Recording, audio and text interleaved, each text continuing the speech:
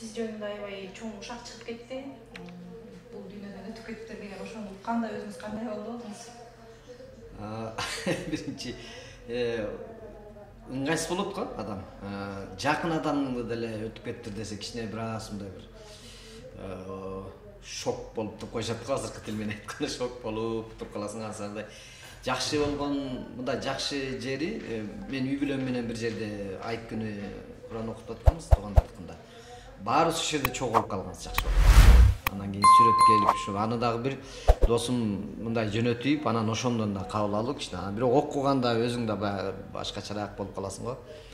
Анан кийин жанымдагыларга өзүмө көргөндөн кийин анан үй бүлөлөрүмө ой мен жөнүндө ушак чыгып кетиптир деп кичине аларга мындай жайыраак кылыпчы. Ошондо деле балдарым тиги келинчегим кызыктай болуп мындай бир өң бузулуп кетип ушундай болду, элестетет адам. Ошол сезим келет да, ошондой болду. Анан улам эле ага чейин да бир-эки Россиядан тааныш досторум ой амансыңбы деп, жакшы эми алыста жүргөндө амансыңбы деп учурашып коет. Анан жакшы. Ой бир фейк деп коюп эле жана ошолорго кичине жооп берип коюп турбайсыңбы, антпесе туура эмес болуп калат да десе мен биз жөнүндө ар кандай немелер боло берет го, анан деп койгом. Анткени уккан эмесмин да. Көрсө ошону айтып атыптыр аларчы. Биринчи Россияга көп таркап кетиптир эмнегедир. Андан кийин WhatsApp мененчи. Андан кийин анан бизге келиптир го. Бул маалыматты ким кандай максатта таркатты деп ойлойсуз өзүңүз?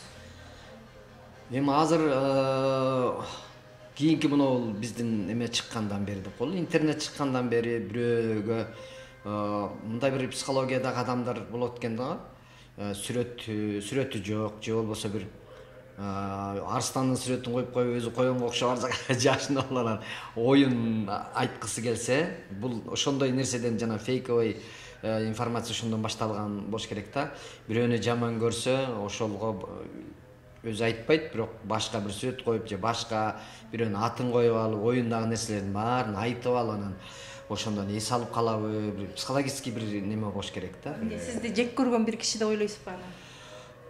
Ким билет, эми айтыш деле кыйын болуп атат. Себеби дегенде мен эле эмес, бир күндө Өмүрбек Чиркешевич экөөбүз бир күндө өлүп калып атпайбызбы анан кийин. Анан менен экөөбүз сүрөтүбүздү карап мынтип коем. Мурда көп салыштырып алып, экөөбүз катарынан турсачы. Окшош экенбиз деп коем мынтипчи.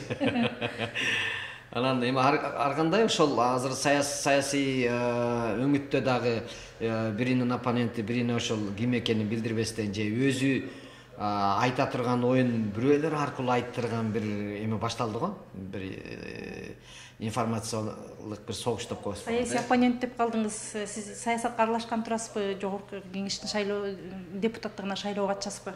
Жок, ага деле аралашпайм, катышпайм деле. Өзү негизи бул мындай нерсе да. Саясат жөнүндө эле айтып койсом, кээ бирөөлөр аябай таарынып, анан азыр ушундай болуп калыптыр. Эгерде бир саясатчы мамлекетке, элге зыян келтирген болсо, ушинтип зыян келтирди деп айтып койсоң, анын аркасында жанакындай толук бир эме өзүнчө бир армиясы бар экен. Сени аябай жамандап, сага жаман сөз айтып, анан ошондон кийин мындай деп түшүнүк болот да. Туура эмес нерсенин, таза эмес нерсенин аркасында баары бир деле ага аралашып алсаң, ошондой өзүңдүн жүрөгүңдү ооруткандан башка пайда келбейт. Ошол себептен саясатка аралашкыбыз да келбейт, аралашкым деле келбейт, бирок болбой эле коомдо баягы саясат сага аралашпаса, сен саясатка аралашпасаң, саясат сага кызыгат деп коюп эле, ошо кызыкпасаң да. Анан анда болбой эле кээде жашоодо аралашып кетип, анан оюңду айтып ошентип атпайсыз, болбосо колдон келсе. Өзү негизи саясат, мусулманчылык жол менен айтканда, бул туура жолго багыттоо деген экен да. Мааниси жакшы экен. Максаты да жакшы экен да. Туура жолго багытташ керек экен. Бирок аны ошол саясатты туура эмес жолго багытталгандыктан саясат деген сөзгө азыр ар бир адам муну бул аябай бир таза эмес нерсе катары кабыл алышат экен. Максат башка экен, бул жалпы элди туура жолго багыттоо экен. Ошон үчүн ошол саясатты бийлик башында тургандар туура жолго багытташ керек экен. Максат ошол экен. Ошон үчүн ар бир нерсени туура жагы, жакшы жагына аралаша берсең эле жакшы сөз айтылат экен. Жаман жагына аралашып алсаң эле жаман сөз айтылат.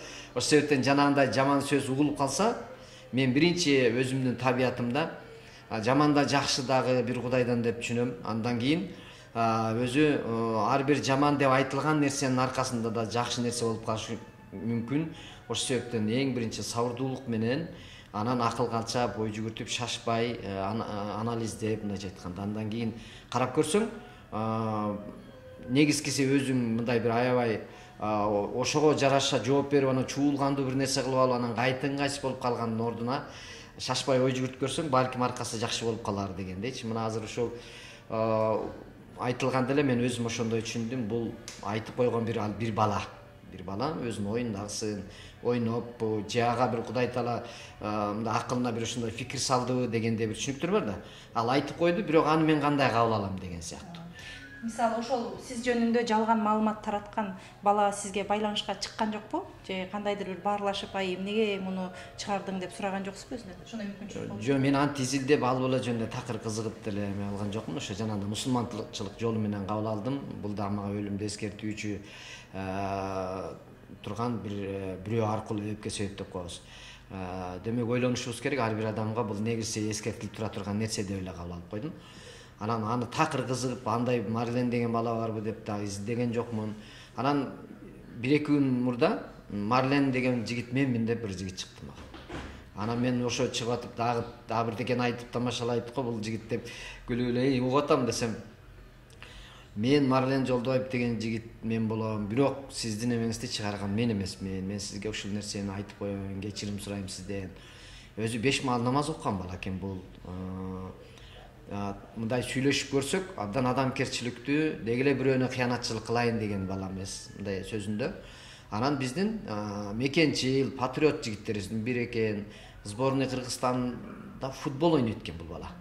Анан өзүңүз деле карап көрүңүз дейт. Мен жанагы ошол фейковый информация чыгарган жигит сүрөтү жок чыгарган экен. Ошо менин атымдан аккаунт ачып туруп, ошол мени жаманатты кылып койгон экен. Сизге кандай өзүңүздү мындай сезип аткан болсоңуз, мен андан да жаман акыбалдамын дейт. Себеби дегенде, сизге элдер мындай аман болуңуз, өмүрүңүз узун болсун деп бир жакшы сөздөрдү айтып атса, мага тескерисинче ошончо адам жаман сөздөрдүн баарын айтып, каргап, ушундай болуп атпайбы? Ошол эме аябай жүрөгүмө катуу тийди.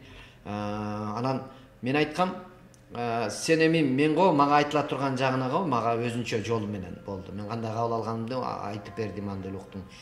Сен өзүң видео жазып туруп обращение кылып койбойсуңбу элге? Бул мен эмес болчумун. Мына мен мондай жакшы баламын. Өзү да айтты, мен карапайым эле айылда өскөн жакшы эле баламын. Андай бирөөнө кыянатчылык кылбайм, себеби мен намазда окуган бала, мен түшүнөм деди да.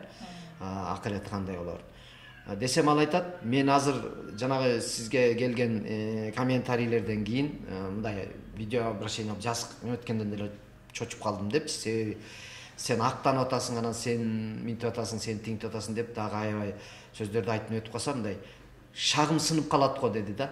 Менин өзүмө дагы лично кайта дагы сөздөр айтылып, мындай эл азыр коом эме го, мага жанагы болушуп же мага мен тарап болгондор да катуу айтып кое атышпайбы комментарийде. Ошол сыяктуу нерселер айтылып кетсе, анан дагы мен өзүм өңүм менен чыгып алып неме кылсам да, аны кимиси кандай дагы пайдаланып, кандай да сөздөрдү айтып коет. Ошол себептен мен сизге өзүңүзгө чыгып, лично Кудай көрүп турат, мен сизден кечирим сурайм. Анан ушул мен атымды пайдаланып, мен ушундай кылып койду. Анан сиздин ошол жооп бергениңиздин алдына дагы комментарий кылып жазып койдум өзүм атыман деди. Бирок Кудай алдында турам, бул мен эмесмин деди. Анан мен деле ошентип айттым, мен аны изилдеп неме алган жокмун. Анан мен туугандарым Оргонго кайрылгам деди, издеп таап бергиле деп, себеби өзүмдүн атым үчүн баягы чындыкты айтып коюшум керек деди. Бирок жанагындай видео обращение кылбай эле турайынчы, байке азыр мен таап алайын деп ошентип айтты да. Мына соңку мезгилдерде азыр фейк маалымат жөнүндө талкуу абдан көп болуп кетти. Гүлшат Асылбаеванын мыйзам долбоору президентке чейин жетип, ал кайра иштеп чыккыла, эксперттер менен иштеп чыгып, толуктап туруп анан жакшылап кайра сунуштагыла деп артка кайтарыптыр. Сиздин пикириңизче ушундай фейктерге каршы мыйзам керек деп ойлойсузбу? Мунун бул негизи эми туура бирөөнүн аброюн түшүрүп, минтип, мына менин үй бүлөмө, туугандарыма азыр 2 күндөн бери канча тиги кайрат кылгыла деп эме билем, айтып коелук окуям деп эле, дебесе кулак аябай жаман кызыктайып калат экен депчи. Анан мен деле досторум деле тамашалап атам, азыр бүгүн чалгандар бар. эмне болдуң деп жанагы мен 3 күн мурда эле өлүп калдым го, сен өлгөнгө деле келмек эмес окшойсуң. Бул жүрүшүң менин топуракта эле салмак эмес окшойсуң. Досторум бар да, классташтарым бирөө тамашалайт. Тиги мен сенин 40-ыңа деле бармак эмес, мен простой телефон көтөрөм да депчи. Азыркы силердин информацияңар менин ишим жок десе бир досум айтып айтат. Эми барбай деле калмаксыз, себеби азыр пандемияда көп эчке чыкпагыла деп атпайбы деп аталар. Тамашага айландырышыпчы. Ал ошондой. Эми бул мыйзамды туура эмес жагына пайдаланып ийет деген жагынан коом көбүрөөк биздин үнүбүз бийликке жетпей калат. Ошол жагынан мындай цензура туура эмес маалыматтарды берип атат деген шылтоо менен чындык айтылбай калат деп көпчүлүк чурулдап ийди да. Ошол себептен. Эгерде муну туура пайдалана турган болсо, анда мындай мыйзамдар деле керек да, себеби дегенде бирөөнүн укугун чындап эле бакуш баягы жакшы өзүнүн эмгеги менен деле, азыр мен билем, өзүнүн эмгеги менен байыган деле досторум бар, мисалы. Анан жалпы эл аны коррупционер катары да карап коюшат экен да. Анан жаманатты да кылып ташташат экен. Ошол сыяктуу анан бирөөнүн аброюна калп эле ушак кылып туруп эле бирөөнүн үй бүлөсүн дагы бузуп коюшу мүмкүн экен, мисалы. Эгер жанагындай мыйзам болсо, кичине ойлонот, ал деле тартип да булчу. Андай кылба, антип айтпа, ушак айтпа деген эле сөздүн бирөөсү бул. Фейкти, андай кылба деп айта турган бирөө керек. Ошон үчүн анан муну жанагы саясат баягы, кураган саясат башка жак нукка буруу дегенден эле кооптонуп болсо керек да. Болбосо баягы өзүнүн жол менен болсо керек да, тартип керек да өзүнө.